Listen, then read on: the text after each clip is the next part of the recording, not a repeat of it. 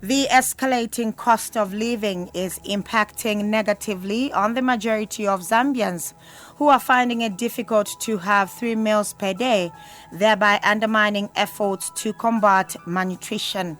According to the 2015 Living Conditions Monitoring Survey, 14.8% of the country's population is living in extreme poverty, while 54.4% of the country's population is poor, with 13.6% of the population being moderately poor.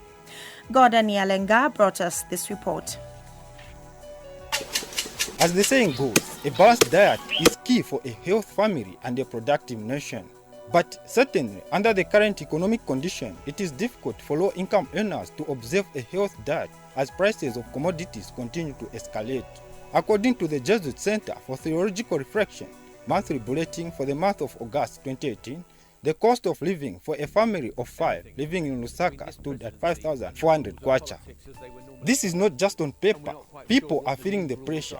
I spoke to some Lusaka residents in Munali constituency's Mtendere compound. 5 kwacha kababa. Nisho wadiako bwino. Apa manje kutudiako bwino iwo muntu. Bwino kama kumbaka 5 kwacha na lepo ya 2 kwacha. Nyama, mweona, ni 700. Madiamu uzafuna kumukondwelesa wafola, wagura ka bredi, ka laisi shani.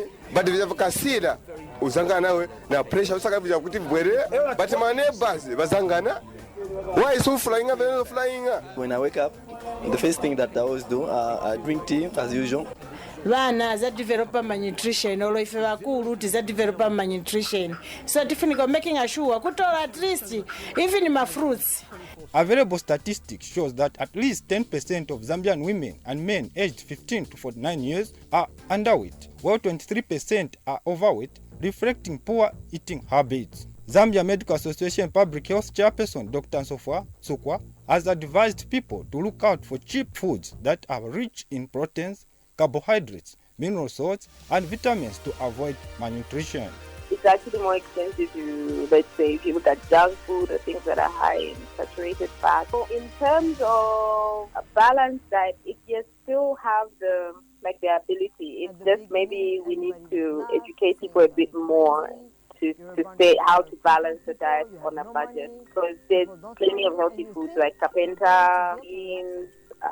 Instead of eating breakfast meal, you can have roller meal, which is a lot healthier. There's other grains like millets that are now on the market. Cassava meal is also available. So Matthews Muhuru is the national coordinator for the Civil Society Scaling Up Nutrition Alliance. And we are also trying to engage the public to see to it that we reduce malnutrition by ensuring that everybody is informed and they know the right food to feed their families. They know that they have to drink clean water.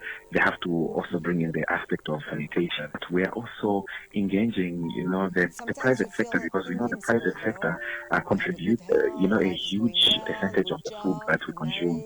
What is government's view on this subject? Dr. Chitalu Chilufya is the minister responsible for health. There are many factors that lie outside the health sector but determine the health of our people. Water and sanitation, nutrition. Now these social determinants of health lie outside the health sector, but these are what make the difference between a healthy population and a non-healthy population.